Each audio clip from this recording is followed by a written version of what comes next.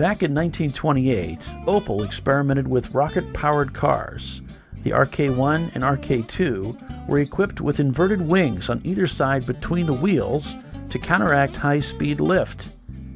In 1956, a Swiss engineer and amateur racing driver named Michael May experimented with an inverted wing mounted over the cockpit, recalling the use of such a wing upon the Opel.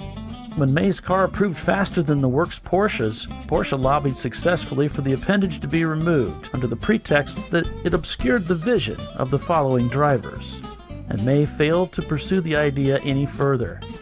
Perhaps one of the most influential innovator in the field of racing car aerodynamics was Texan, oil magnate, engineer, and driver Jim Hall. In 1961, the Chaparral 1 sports car experienced lift at high speed, and Bill Mitchell, chief stylist of General Motors in the 1950s and 60s, suggested using an inverted wing. My first guest and his buddy have a wing design of their own, and is one of the smartest and funniest guys I know. His name is Evan Horner. I'm Paul Veltum, and this is Champ Car Jive.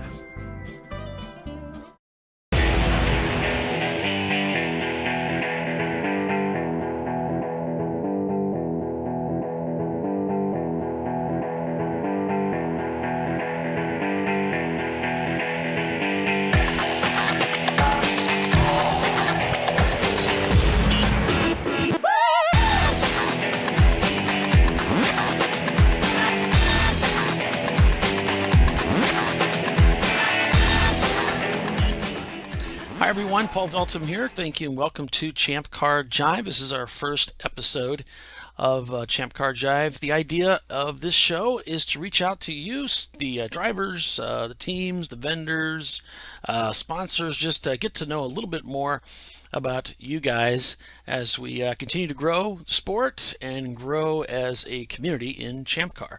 So for our first episode, my special guest, as I mentioned earlier, is Mr. Evan Horner. Evan, welcome to the show, and tell us a little bit about yourself. So, as you said, I'm Evan Horner. I am an engineer based out of Washington State.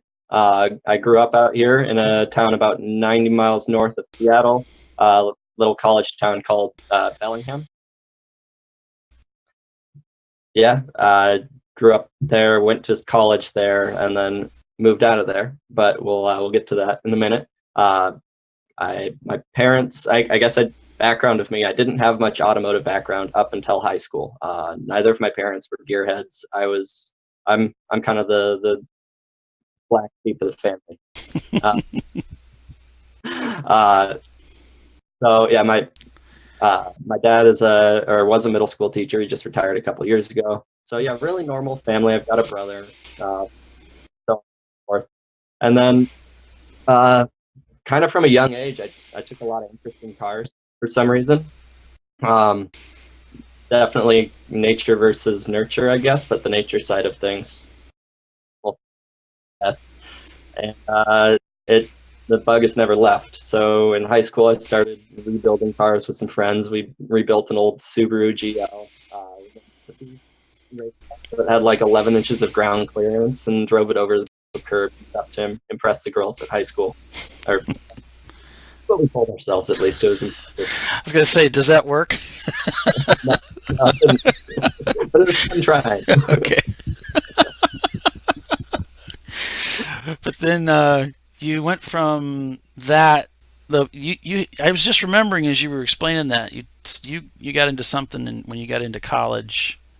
Yeah. So I went across this. Like I made a big move when I went into college. My high school was right across the street from college, so geographical change. Yeah. But kind of right off the bat, I fell in love with the Formula SAE team when I was in college. So I did that all 4 years, and it was a great way to not get any sleep in school at all. And the SAE, the Formula SAE thing is they build a car, right? They design it, they put it together, yes, and make sure that it works. Mm-hmm. Yeah, so it's really, in essence, the core Formula SAE is to learn project management and kind of self-scope management. because it's so easy to go off the rails with that project. But yeah, so every year there's thousands of teams now worldwide, but every year students in each team in universities, they'll get together and they'll design and build a race car from scratch. And then at the end of the year, they go to various competitions and see who was able to do it better. Right. And we had we had some pretty good successes actually. We have the team at Western is very small and doesn't have very much funding. We're all completely self-funded and just kind of did things through blood, sweat, and tears. And my freshman year, we got 11th out of 120 teams at the Detroit competitions that we went to. Mm-hmm. The next couple of years, we had some failures during the competition events, which we learned a lot from. And then my senior year, we came in 17th at Detroit again. So it was a good time, and that there gave me the bug for motorsports. And so from then, like I think starting my sophomore year of college, I had an old 94 Civic hatchback that I built into an autocross car, so that when I couldn't drive the formula car, I could, try to dodge cones in the Civic. I was not that great of a driver for a while. Had to lose the ego and the enthusiasm that early or late teens, early 20 males seem to have so much of. But yeah, and then my junior year, this leads into kind of into my involvement with Champ Car, where college, the team members the team captains of my freshman year of college were a few years out of school, and they'd started running a 1989 VW Golf in this thing called Jump Car. And they reached out to me. They were doing a 24-hour race at the Spokane County Raceway, which is in Eastern Washington, and said, "Hey, Evan, do you want to come out and pit crew for us? We can't give you any money or anything, but it's a 24-hour race. How cool is that?" And I was like, yeah, heck yeah, let's do that. And it was great. It was this was back. Let's see. It would have been 2011, I think, maybe 2012. I don't remember. One of those 2 years. Yeah, 24-hour race, Spokane County Raceway, and we finished 9th overall in a car that was making about 90 horsepower and had Hawk wheels on solid pizza cutter front rotors and Napa Gold rear drum shoes. So that's kind of it's a different era of Jump Car. Yeah, that was Jump Car. Yeah, it really was. It was especially 24-hour races. If you could keep the car running the entire event, you were probably going to be in the top 10. Well, there's still a lot of us trying to keep the cars running for 24 hours. It's still hard. Yeah. But especially in the longer races, the attrition thing is very much. Yeah.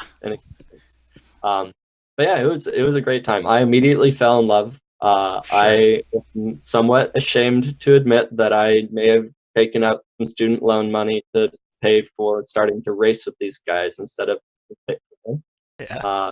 Maybe not my wisest financial choice ever, but it was a good time. Since when is racing?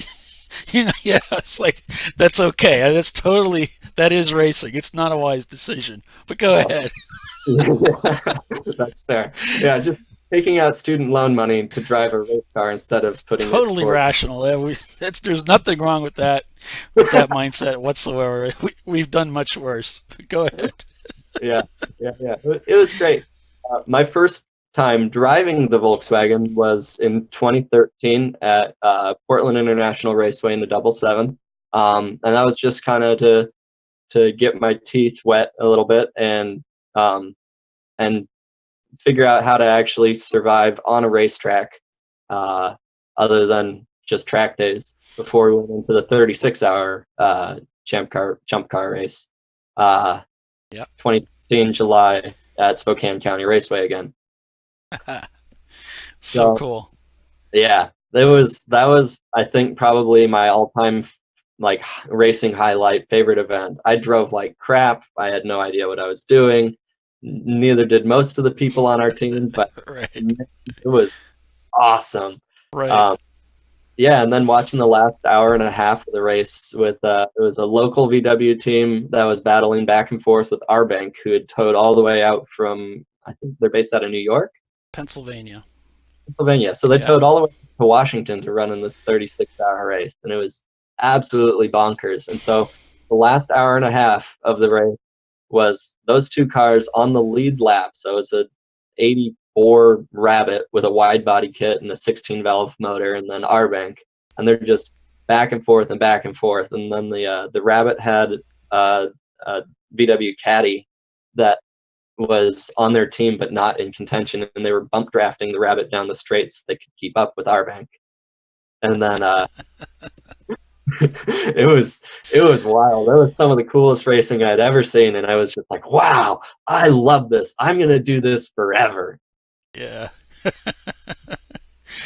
So that's how you got into it. It just kind of went from the autocross, and it was your buddy's fault, and then you ended up doing it. So that brings us kind of to present day. Well, one of the things that I admire about you, Evan, having raced with you, and we've seen you at the tracks and all of that, is you bring that. And you're an engineer. Like there's a lot of engineers that race in Champ Car, but you bring that kind of that holistic package of, I'm taking notes, and I'm gonna get out of the car. I'm gonna take notes so I can remember everything that I experienced. I can make myself better the next time. And then you've gone from that. Now you're racing with a lot of different teams, and it's all the high quality teams. But then you said you're going to develop this wing, and I got really excited about that.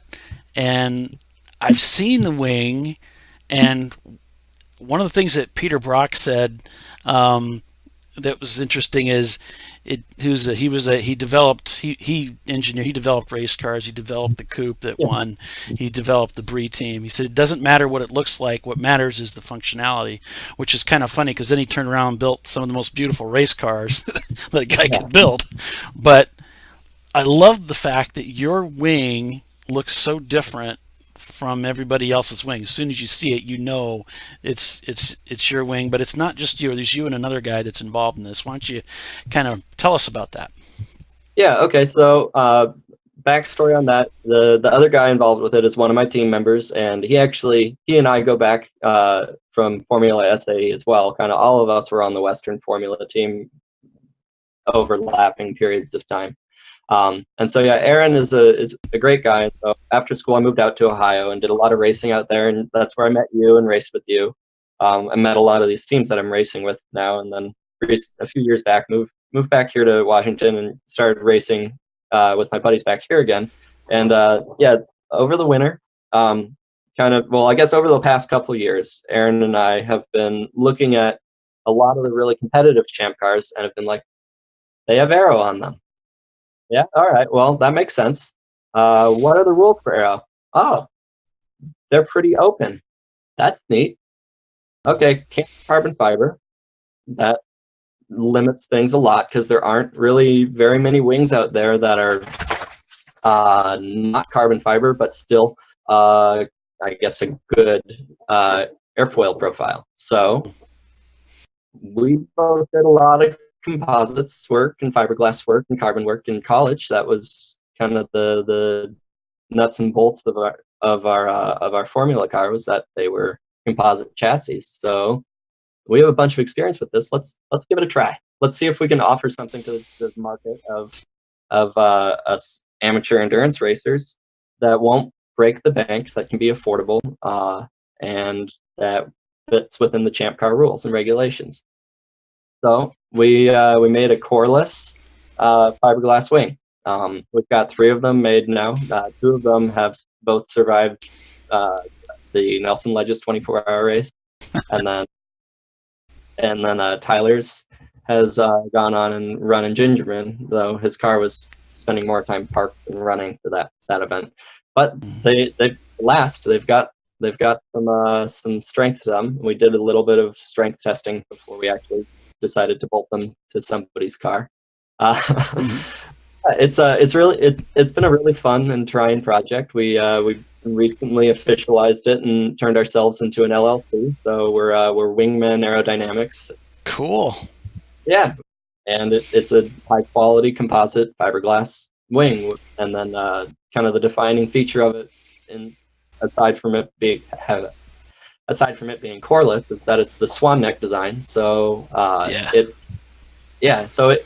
benefits of the swan neck design is that you get more downforce per units of drag, just because the active surface of a wing on a race car is that more curved underside